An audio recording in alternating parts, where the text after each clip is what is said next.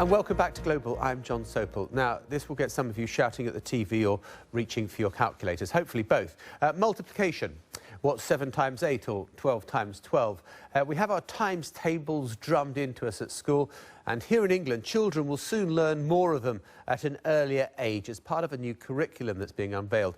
But with calculators and internet on our phones and all the rest of it, can we actually afford to be a little foggier on our times tables, facts and dates? Well, here to discuss with me is Dr. Sara Santos, a mathematician who runs Maths Busking, a company that uses performers and entertainment to teach maths, and has been on this programme before, and we're delighted to have you back with us. Now, the production team have set a task. I've been given a calculator, Sara has got her brain, and apparently a sum is going to appear on the screen behind us, and we're going to see who gets to it first. Oh, that's ridiculous. I'm going to win by... Where are the brackets? Hang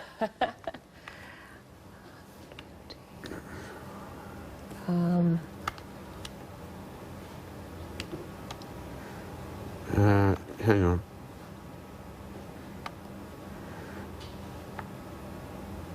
Oh no! I have an estimate. I have an estimate. Go for your. Well, I've just put it all. Inputted it incorrectly. Well, come on. Oh, oh, damn! I've just done it all wrong on my calculator. Well, go on. What's your estimate? Well, I had an estimate of around 600 and something at some point, but we're not sure if the bracket is before the division or after the division. Are we dividing the whole result by 7 or just 237 by 7? That's quite an important thing in maths, and we need to get that maths right. I think our producers need better maths skills. Right, OK, are we going to get... Oh, it equals 12? Oh, OK. Well, I mean, what do you think about... I think we've both failed there. I think I've failed completely. I've failed even to use a blooming calculator. How humiliating. That's what my production team wanted. That's all they were interested in, was how can we humiliate Sopel today? Right. And they've achieved their goals. Seriously, what do you think about it, of introducing fractions, introducing multiplication much earlier so that kids do learn these things? I think what's important is to look at the research in education, and we can't just pick and choose which bits of evidence we're going to use to inform the curriculum. But it's very important that we know what is good for the children, because children don't all develop in the same way, don't all have the same learning style, and this is my concern with the new curriculum. In fact, the government after government changes the curriculum without looking at the research, without looking at the evidence. And it seems to be a political tool every year, and this is not right. We're not serving British children their best. If we look at countries like Finland, the curriculum doesn't change with the government. It hasn't changed for decades, and the teaching profession is in fact highly respected.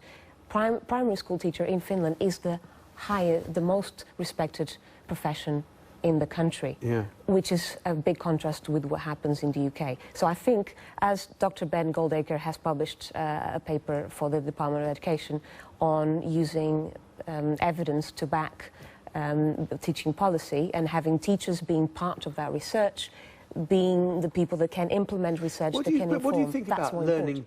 I mean, actually, when I read out those times, you know, 7 times 8, 12 times 12, that is so ingrained in me that I haven't performed those mental tasks since I was a child. But I bet you I could do it.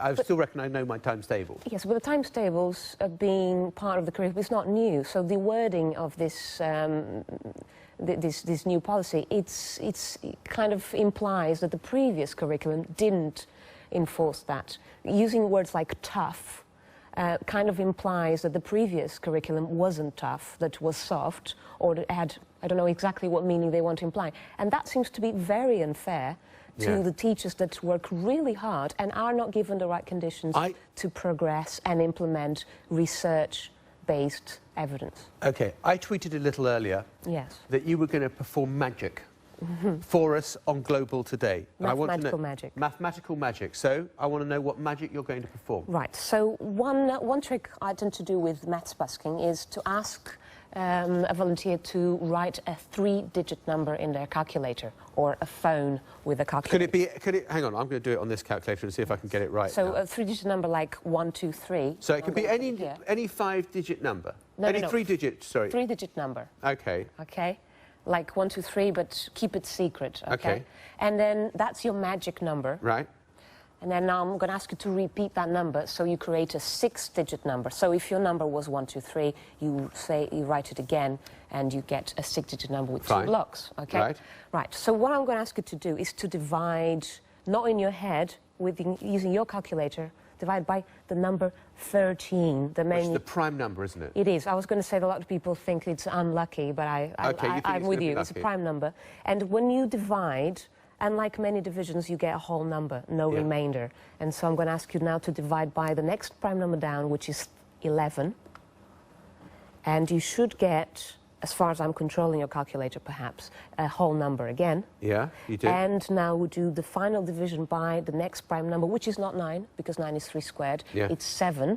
And if you divide by 7, you now should have your magic number. Is that right? Yeah. The number you started with. Exactly where we started from. Okay. So now, of course, we could leave it... Any number, any three-digit number, you repeat twice, divide by 13, 11 and 7. Yes. And you will always get... your magic number. And I think you use a technology in the classroom. It's a great opportunity to highlight patterns that will be very hard to achieve doing calculation by hand. But we still need to have an appreciation of numbers, still need to know our times tables to fully appreciate this, the power of this. For example, in this trick, I would say let's reverse engineer it. You divide it by 13, 11 and 7. Let's do it backwards. Let's multiply the numbers. And if you multiply them, which can use your calculator, you get to a very fantastic number, which is the number 1001. And that is what forces us to repeat the number. Sara, this genius. Thank you very much. We're out of time. Do that at home. It's really brilliant. Just try it. You'll get the same number. Thank you very much. Global will be back shortly.